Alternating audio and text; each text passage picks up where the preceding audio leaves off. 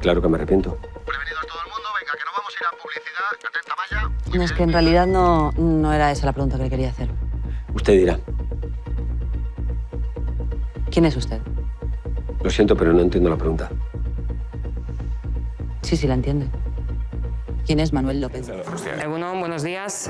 Bienvenidos a la rueda de prensa de la película El Reino, película de sección oficial en esta 66 edición del Festival de San Sebastián. Y bueno, para hablar hoy de ella, como veis, tenemos una buena parte de su equipo técnico y artístico. Los presento empezando por el extremo. Tenemos a los intérpretes Nacho Fresneda, Luis Zaera y Ana Wagener allí. Tenemos a Isabel Peña, co-guionista de la película, Rodrigo Sorogoyen, director y co-guionista también de la película, más intérpretes, Antonio Latorre, Bárbara Leni, Josep María Pou, y a Gerardo Herrero y Mercedes Gamero, que son productores de la película. Y bueno, ya sin más empezamos porque me están pidiendo preguntas por aquí, así que sí, aquí, por favor, segunda fila. Sí, hola. Mi pregunta es para el director y para los dos guionistas. Quería preguntar por el hecho de no... Bueno, es evidente las relaciones con la actualidad, pero el hecho de no situar que hubiera unas siglas concretas cuando todos estamos pensando en el PP. El hecho de no mencionar al PP como decisión, no sé si es una decisión que ideológicamente quiere decir que todos somos corruptos o es que es difícil hacer una película mencionando unas siglas concretas, ¿no? Para temas de taquilla o temas de producción o financiación. En este caso entiendo que ha sido financiación legal. Gracias. Hola, buenos días o buenas tardes, ¿qué tal? Bueno, fue una decisión que tomamos muy pronto, la verdad, y cada vez que pienso en el porqué, porque es verdad que nos habéis hecho la pregunta muchas veces, siempre, bueno, termino llegando a la misma conclusión o terminamos llegando a la misma conclusión, que es que hubiera sido bastante... Creo que en el fondo injusto, deshonesto y poco acertado hablar solo de un partido, realmente. Entonces decidimos no poner siglas, decidimos hablar de la corrupción del sistema, de la corrupción humana, que es en el fondo de lo que queremos hablar. Podríamos haberlo hecho perfectamente, podríamos haber hablado del Partido Popular, por supuesto, que es un partido bueno, que ha tenido sus escándalos de corrupción, pero entonces se hubiera convertido en la película del Partido Popular y creo que eso hubiera sido realmente bueno, no sé si un error, pero no era la película que queríamos contar. Obviamente sí te puedo dar la razón de que a lo mejor hubiera sido más difícil, pero realmente nuestra intención no era hablar de un partido político, sino hablar de la gente que puebla esos partidos políticos. Sí. María, sí. Yo quería hacer, los agradecimientos son un festival, ¿no? En esta película, y a los actores me gustaría que nos contarais, Bárbara, si has hablado con Ana Pastor, con Ferreras, si es posible llegar a una televisión con un mazo sin abrir, un poco con qué te han dicho. Antonio, por supuesto, ¿con quién has hablado? O sea, ¿qué has visto? ¿Cómo te has preparado para este personaje que está en fuga? Y en realidad todos, ¿no? Que estáis maravillosos. Y tengo una pregunta para el director, y es que si tú crees que es que toda la política española es corrupto de arriba abajo, IBEX, medios de comunicación, o sea, ¿cuál es tu pensamiento sobre el grado de corrupción de este país? ¿Quién conteste primero? Sí. Hombre, contestar a esa pregunta ahora, yo creo que para eso he estado 2 años haciendo una película. Creo que la respuesta es la película.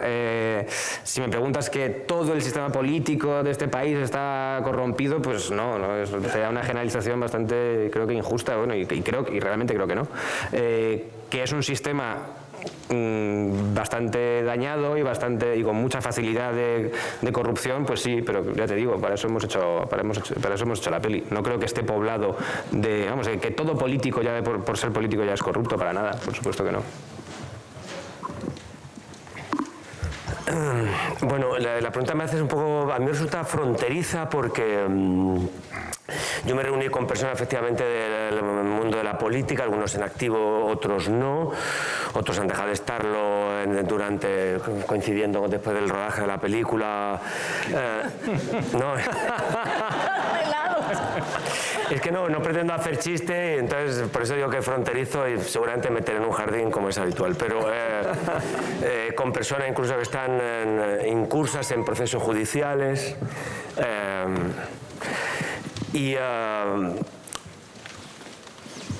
A mí simplemente, evidentemente, quiero decir, solo me cabe agradecimiento a estas personas en el sentido de que nos arrojaron luz sobre la película de una manera involuntaria. Algunos leyeron el guión, otros no, otros sin ser conscientes. También es verdad que, y esto es algo que aprendí hace muchos años como actor, que la labor del actor es entender, no juzgar. Es una de las razones por las que me gusta mi oficio y eso también nos facilitaba las cosas, tanto Rui, Isabel y yo, los tres, que solíamos tener los encuentros con estas personas, en el sentido de que, bueno, era un relato y bueno, a mí me parece que las películas, que solo las películas que hablan del mundo en que vivimos, merecen la pena ser contadas. Y en este sentido, y creo que es un sentimiento que compartíamos con Rui, con Isabel y con todos los actores y productores de la película.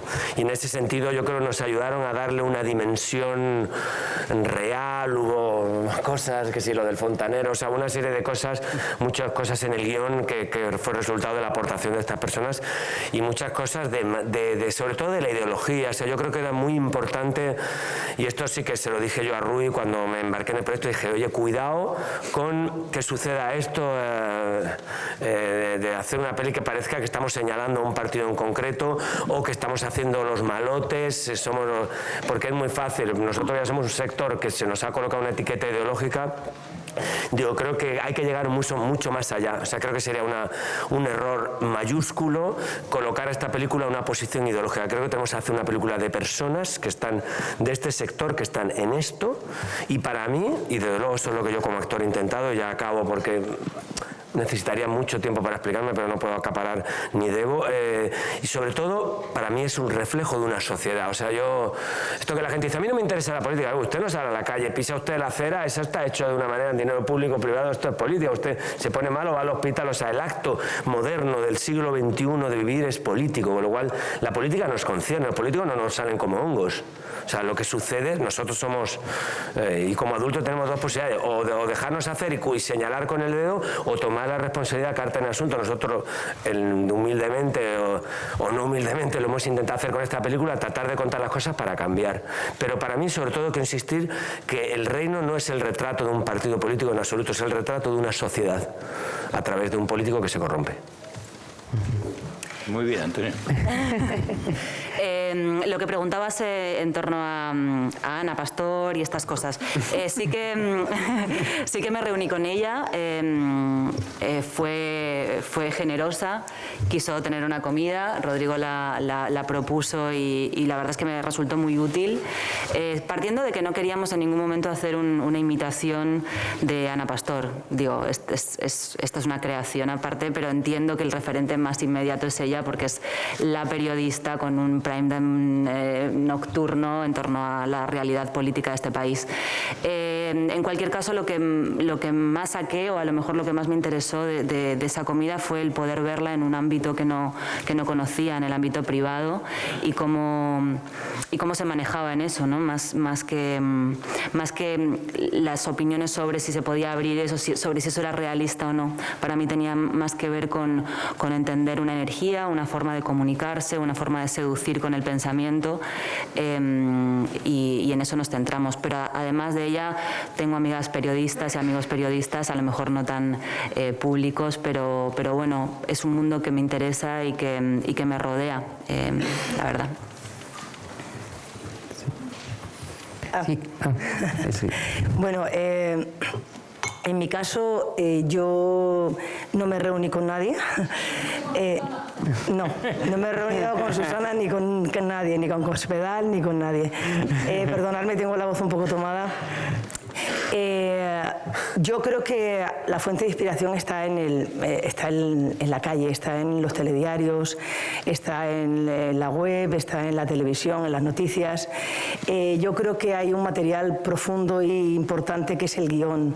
Me ofrecen un guión que creo que está muy bien armado, que cuenta una anécdota de una trama política que puede ser muy universal, y a mí me toca jugar un papel de una mujer con mucho poder, con mucho carácter, y yo evidentemente, claro que me inspiro en todo el paisaje político que tengo, hombres y mujeres, para darle a esta Asunción Ceballos mi personalidad, mi alma y mi mirada, ¿no? Creo que se trata de eso, por supuesto sin juzgarla y jugando al juego que te toca.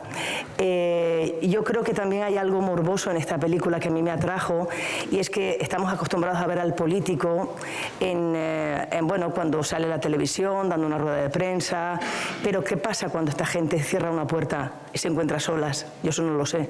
Eso ha sido parte de nuestra fantasía, esto lo hemos trabajado cuando trabajábamos con Antonio, ¿no? De hecho, la Ceballos tiene la oportunidad en la película, en el viaje que tiene de dar una cara ante el partido, cerrar una puerta y reunirse en este caso con Antonio, ¿no? Entonces, esto también forma parte de tu fantasía, de cómo sería, de cómo podrías reencarnar, y también creo que el actor tiene que tener esa parte de creatividad, ¿no? Porque evidentemente otra cosa sería que hiciéramos la vida de fulano de tal, esto sería como una especie de biopic, que sí sería ya intentar imitar, intentar recrear una personalidad, ¿no? Pero en este caso creo que esta película tiene esa belleza y que es la imaginación de cada uno que le hemos dado a nuestros personajes, ¿no? Y es mucho más profundo que solamente una trama política. Creo que habla también del ser humano que se queda solo ante cuando las cosas van mal, te quedas solo. Cuando estás arriba siempre estás muy acompañado, y esto también lo cuenta en la política y en la vida normal, ¿no? Creo. Sí. Pues en el caso de Cabrera, pues sí, es que no le veo la gracia a esto. En el caso de Cabrera, bueno, Cabrera, digamos que no forma parte del aparato, que es una palabra muy curiosa, ¿no? El aparato. Entonces, una pieza del aparato, que es Antonio, se estropea, la sustituyen por otra pieza, y bueno, pues Cabrera pues es ese porcentaje, aquella frase famosa de Maragall, ¿no? Ustedes tienen un problema con el 3%, yo soy ese 3%. Y hombre, cuando tienes un guión tan armado como este, pues sí tienes donde agarrarte, todo fluye, y no tengo nada más que decir. Muchas gracias. Muy bien. No, bueno, yo en mi caso, desafortunadamente la sociedad y la actualidad está tan llena de ejemplos, digo desafortunadamente porque bueno, pues estaría bien que fuera más limitado, pero bueno, y en este caso también lo que hice mucho fue hablar con Antonio. Entonces Antonio me contó todo lo que habían vivido con esos políticos y con algún par de lecturas que también propuso Rodrigo, y yo creo que con eso ya intenté encontrar el corrupto que hay en mí. Y bueno, pues ese fue mi propósito. Si me permitís, yo no tuve necesidad de hablar con ningún líder político, ningún padre padrón de ningún partido, entre otras cosas porque creo que ellos no hubieran tenido tiempo de atenderme, están por otras cosas, y los actores trabajamos con algo fundamental, que es nuestra capacidad de imaginación y nuestro mundo de fantasía, y con los datos que tenemos al alcance de la mano, y como ciudadano, lógicamente, en los últimos años uno ha visto ya tantos comportamientos, tiene grabadas tantas imágenes de discursos, declaraciones, exabruptos, etcétera, etcétera, de esos grandes paterfamilias de los partidos, que no hacía mucha falta. Lo que hacía falta era hacer creíble aquello que habían escrito maravillosamente bien sobre el papel. Y hay una cosa con respecto a la película que a mí me gusta muchísimo, creo que es lo que diría que casi lo que más me gusta de la película y uno de los valores fundamentales. Efectivamente, la película habla de nuestra sociedad, de nuestros valores, de nuestra clase política, de los distintos tipos de política. Habla fundamentalmente, como muy bien ha señalado Ana, de esa cosa a la que muchas veces los ciudadanos no alcanzamos, que es la trastienda de la política. ¿Qué pasa cuando se cierran los micros, cuando salen del atril, cuando bajan de la mesa, se van por allí, cierran la puerta y se quedan entre ellos? ¿Qué se dicen entre ellos? ¿Cómo se pegan? ¿Cómo se escupen? ¿Cómo se besan? ¿Cómo se abrazan? Eso es lo que mejor retrata la película, creo yo, lo que quería retratar la película. Esa trastienda de los políticos a la que los ciudadanos no tenemos acceso muchas veces, ¿no?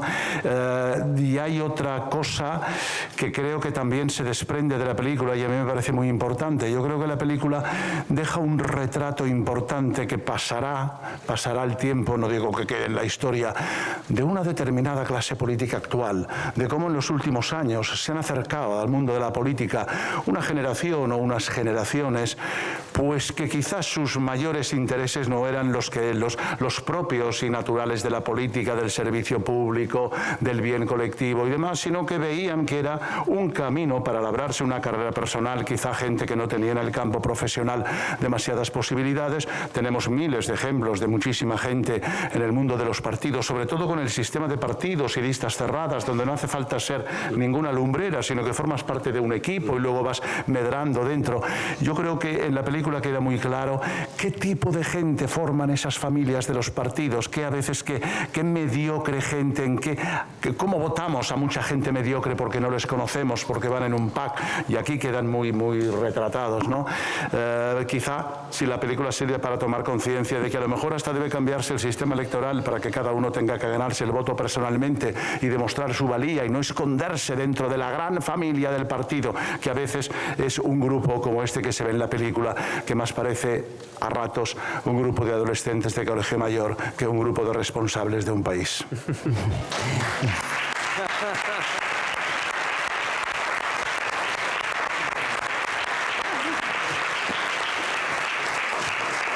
Tenemos ahí Hola, buenas tardes. Una pregunta a vuestra izquierda para Rodrigo, quien quiera coger el guante, pero estáis hablando mucho de la clase política, pero hay una escena donde se ve que hay un cliente del bar que le dan el cambio mal y lo acepta sin rechistar.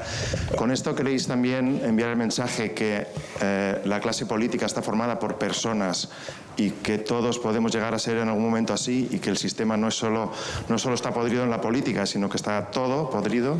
Claro, es una pequeña escena, ¿no? Pero da mucho que pensar.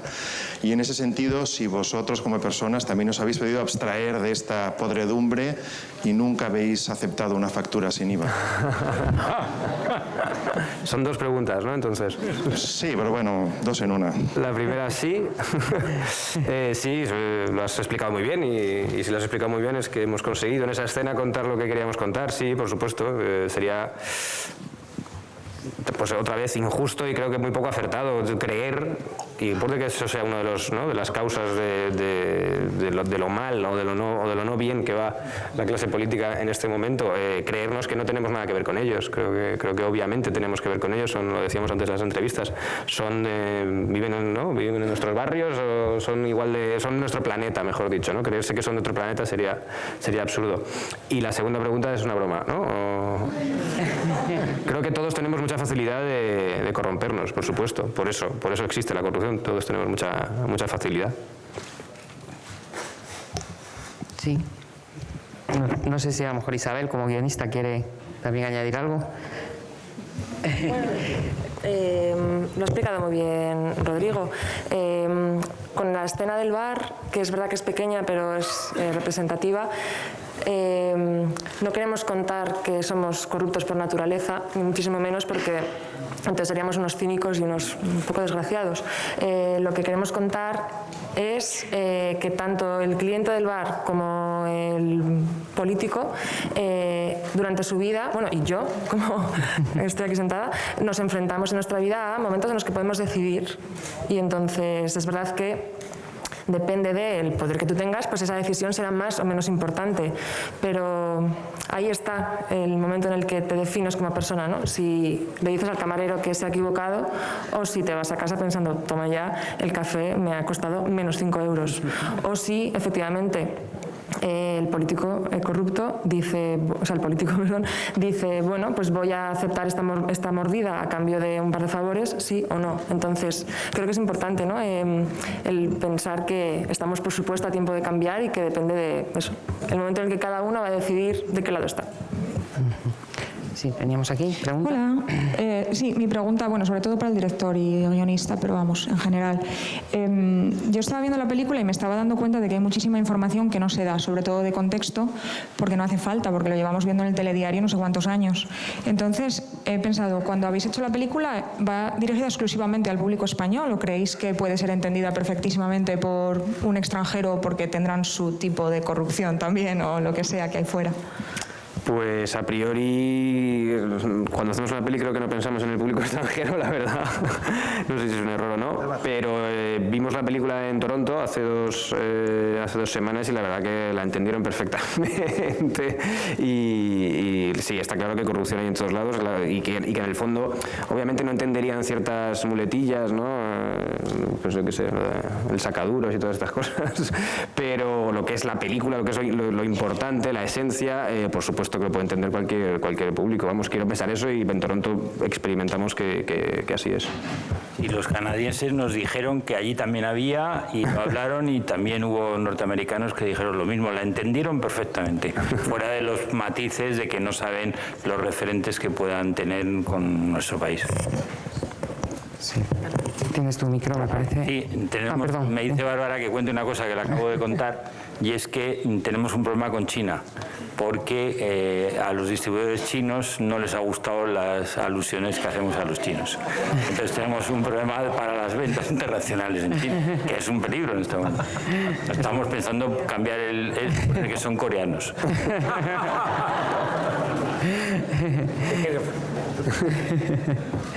Sí. Hola, buenas. Enhorabuena por la peli a todos. Quería preguntar, bueno, me ha llamado la atención respecto a cómo está realizada por Rodrigo. Yo he estado muy nervioso, muy angustiado toda la peli, porque es que está la cámara todo el rato encima, especialmente del protagonista, de Antonio de la Torre, pero en general de todos los personajes. Está como muy encima, todo muy cerrado. Incluso cuando hay planos generales, como que está un poco desde abajo, ¿no? Los edificios se ven desde abajo. Yo he estado muy angustiado todo el rato, entonces no sé si buscas eso o qué. El tema ya es como bastante angustioso, ¿no? Pero no sé si lo buscabas todavía más deliberadamente. Y luego el final estaba pensado desde el principio, porque es que a mí otra cosa que me ha llamado mucho la atención como espectador es que durante buena parte de la peli he estado realmente a favor del político corrupto de Antonio de la Torre y de repente llega ese final y digo, joder, pero qué gilipollas soy. ¿Qué coño? Que es un corrupto también. Entonces, a ver ese final, ¿cómo fue esa construcción del final? Gracias. No te juzgues tan mal, hombre.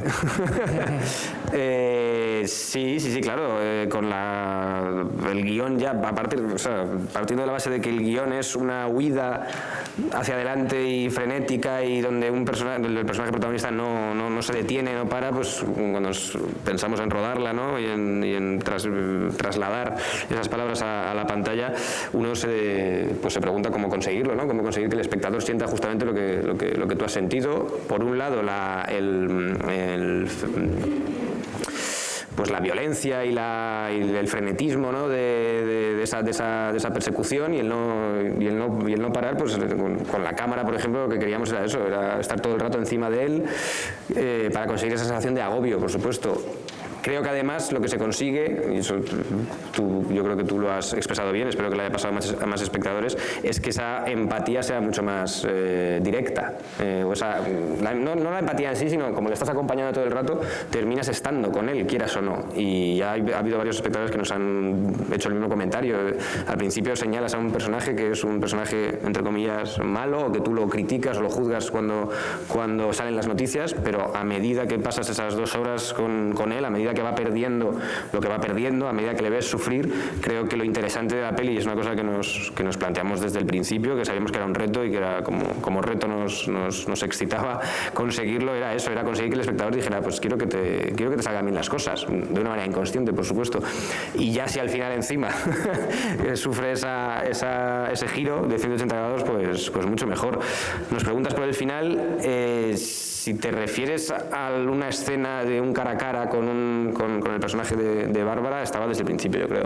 La verdad que estaba siempre planteado, pero es verdad que es una escena que dio muchísimas vueltas porque, bueno, creo que tiene un diálogo muy difícil y, bueno, yo cambiaría mil cosas a día de hoy igualmente, pero fue una escena muy pensada, muy delicada, muy trabajada, que trabajamos durante mucho tiempo, pero lo que sabíamos desde el principio es que queríamos un careo entre nuestro protagonista, su antagonista, de una manera u otra, pero claro, que te coloca, ¿no? Es un antagonista extraño porque a priori no la conoces muy poco, pero a priori simboliza lo que tú defiendes, o quiero pensar que lo que un espectador y ciudadano defiende, que es ponerle la cara roja a este señor y cazarlo, pero de repente, bueno, ese juego de espejos y ese juego de un duelo en el que no sabes con quién vas, sabes con quién crees que debes ir, pero la película te pone en otro lugar. Esa sensación creo que la buscábamos desde el principio.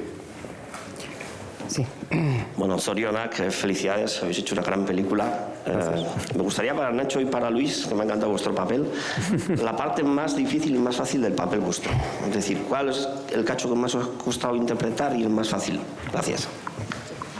Bueno, a mí arrancar el primer día, esto es una intimidad, quiero decir, el primer día, la primera sesión, la primera vez que me puse delante de la cámara, pues yo venía de un ritmo más rápido, y en la segunda toma, pues Rodrigo me dijo, no, si ahora quiero que vueles, que te imagines, que te lo pases bien y que disfrutes. Eso fue para mí el primer choque, de decir, o sea, aquí tenemos tiempo, qué maravilla. Y lo demás ha sido, la verdad que hemos disfrutado mucho, sufriendo, preparando la coreografía de la pelea. Yo he disfrutado como un chiquillo, o sea que parte difícil no habría, y si hubiera no la contaría tampoco porque no hay que contar el truco, ¿no? Luis. Sí, yo completamente de acuerdo, claro, siempre tienes... Gracias. Desde la falsedad, completamente de acuerdo. Esto... Y hombre, bueno, sí, pues yo tengo esa piecita aquí del balcón, hombre, que es muy divertida porque lo engañan y ahí con Antonio, que... Bueno, me había tocado matar a Antonio en el mar en una película y ahora parece que toma la venganza y me toma el pelo y sigo diciendo lo de siempre, como tienes ese texto tan elaborado, tan bonito para agarrarte, pues muy bien, y hombre, y sí, gracias por estos aplausos. Y muy divertido. Un cacho muy divertido, me gustó lo del cacho. Pillé mucho cacho. Sí, hola. ¿Qué tal? Aquí. Una pregunta para Antonio y todos los que habéis hablado con implicados. ¿Habéis visto en los políticos alguna forma de arrepentirse que han hecho o se justifican porque así funciona el sistema? Y la segunda pregunta para todos, si con los juicios recientemente en España tenéis la sensación que algo está cambiando en la política española. Me gusta lo de la palabra implicados. Puede ser el título para otra peli. Yo creo que todo, salvo casos así muy flagrantes, muy límites, en general, todo el mundo tiene una razón para hacer algo. O sea, la gente por la vida, o sea, tú no irás a un pijo y decir, sí, yo soy un pijo. Lo dice como Boutade y tal, pero, o sea, no somos tan conscientes de cómo somos. Yo últimamente estoy bromeando mucho con una cosa, parece un capítulo de Black Mirror, que tuviéramos un autoengañómetro, que fuera una cosa que nos mide la diferencia que hay entre quienes creemos que somos y quienes somos en realidad. Y yo creo que de la sala, yo no me incluyo, aprobarían pocos, ¿eh? O sea que seguramente el nivel de autoengaño. Entonces, estos implicados, como tú lo dices, me hace gracia el término. De alguna manera, yo recuerdo uno que nos dijo, dice, yo es que no sabía que esto estaba mal hecho, directamente, ¿te acuerdas? Hay algo de una inconsciencia, la vida es así, el mundo es así. Sí, el sistema es así un poco, por eso a mí me parece, yo comparto la reflexión que preguntó, me parece, yo cuando leí el guión, me pareció eso, me parecía que era la secuencia final, yo creo que era como innegociable, o sea, esto merece rodar una película solo por esta secuencia, y me parecía muy sutil, y Ruiz sabe que se lo dije, la secuencia del tío que paga en el bar, porque yo creo, o sea, yo insisto, o sea, creo que son, Manuel López Vidal es uno de los nuestros, esto para mí es, yo creo que sería el titular que a mí me gustaría que se extrayese de mí, ¿no? Manuel López Vidal es uno de los nuestros. No sé si tenéis que añadir algo. No. Vote Manuel López Vidal. Denle una segunda oportunidad, hombre. Vote Manuel López Vidal. Sí, hombre, claro. El hecho, hombre, que caiga un gobierno por una condena de corrupción, yo creo que es una buena noticia democrática en el sentido que tenga consecuencias. O sea, creo que solo lo más adulto, o así que se me ocurre un poco reflexionando sobre lo que me planteas, es que los actos tienen consecuencias. Y creo que una sociedad cuyos actos tengan consecuencias, me parece que de alguna manera es adulta y algo se sana en eso. Yo de todas maneras cada vez estoy más convencido, igual es porque me voy haciendo mayor, que los cambios reales son mucho más profundos y probablemente lleve generaciones. O sea, yo cuando empiezo a pensar recuerdo que a uno le pregunté, digo, ¿tú crees que algún día se acabará la corrupción? Y me dijo, ¿sabes qué pasa? Que cuando tú tienes la posibilidad de a una persona o a otra de darle tal, dice, es factor humano. Entonces, quizá yo creo que cuando logramos entender y ver la sociedad como algo global y no pensar en mi amigo Rui, en mi familia, en mi no sé qué, y tengamos una visión más global como especie, seguramente la corrupción será menos comprensible. Pero mientras yo tenga, o sea, mi amigo Pau yo le pueda meter en algo y tal, o sea, pues ya, en fin. Oye, a mí también, Pau. Sí. En fin, son los mecanismos sutiles de las relaciones humanas, pero esto yo te lo digo, o sea, yo no me podría presentar por un partido político ni loco, Antonio de la Torre, pero Manuel López Vidal sí. Vote López Vidal. No, al hilo de esto a mí me gustaría añadir también que a ver, no quisiera ser ángel defensor de nada en absoluto. Estamos convencidos y sabemos que vivimos en un sistema con muchísimos problemas, lleno de corrupción, concretamente en la clase política, como la hay también en otras partes, pero en la clase política es más notoria porque hablamos de intereses colectivos, dineros públicos, etcétera, etcétera. Pero yo juro que conozco a algunos políticos honestos. Sí. Y juro que conozco bastantes políticos que se están dejando la piel y que salen de su casa por la mañana a las 6 de la mañana con auténtico interés de luchar y de enfrentarse a sus propios compañeros, ¿no? Sí. Y que están también asqueados de lo que está pasando, por ejemplo, en estas últimas semanas, donde unos a otros han convertido los escaños del Congreso en pupitres de parvulario, tirándose avioncitos a la cabeza en forma de tesis y másteres los unos a los otros.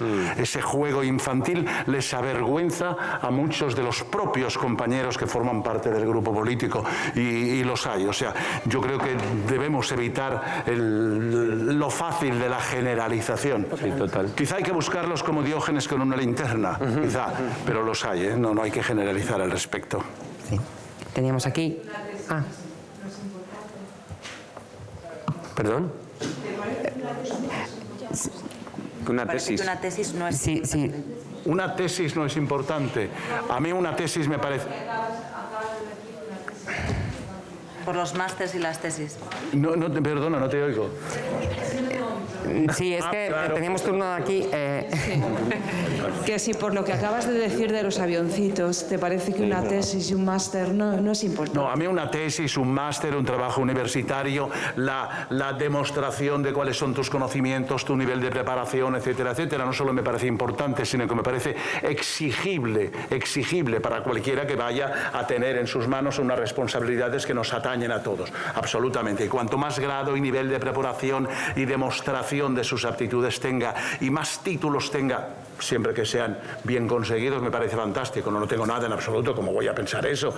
Casi llegaría a molestarme por ese tipo de pregunta, que pudieras pensar que a mí no me parece importante sacarse un máster o una graduación. Por supuesto que sí. Lo que yo digo es que el problema último, por centrarnos, y tampoco tiene que ver con la película, con lo cual quizá debemos cerrarlo, el centrándonos en lo último de los políticos actuales, es que de repente ante si saliera una encuesta del CIS, ¿cuántos ciudadanos españoles saben qué significa la palabra máster máster, saben qué significa la palabra tesis, saben para qué sirve, saben... Quiero decir, esos no son los problemas acuciantes de los españoles que deben resolver los políticos en este momento.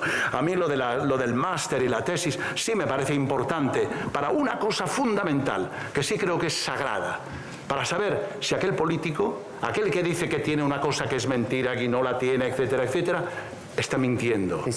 Es honesto. Creo que esa es la gran ventaja, la gran investigación, el gran tema que hay detrás de todos los másteres. Se trata de descubrir a los mentirosos. Y si tú consigues descubrir a alguien que dice que tiene una serie de títulos que no tiene, automáticamente pierdes la confianza en esa persona. Esa persona no puede ser tu representante. Y yo creo que la operación, y en ese caso está muy bien hecha, la operación de descubrir a los mentirosos, a los tramposos, es una operación que debería hacerse 24 horas al día en la política.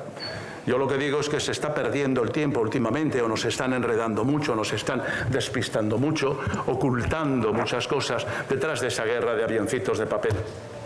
Es mi opinión muy particular. Sí, tenemos otra pregunta aquí. Hola. Lo primero, enhorabuena por la peli. Y la pregunta va para los guionistas, tanto Isabel como Rodrigo, sobre la escena final también. Me parece una conversación muy interesante, espectacular, pero yo personalmente me quedé con la duda de saber, que además me parece importante, si finalmente los archivos ven la luz o no. Entonces me gustaría saber si es interpretación del público el saber si ven la luz o no, o tenéis pensado algo, y por qué no se incluyó la resolución de este caso, si se ven los archivos o no, en la película. Gracias.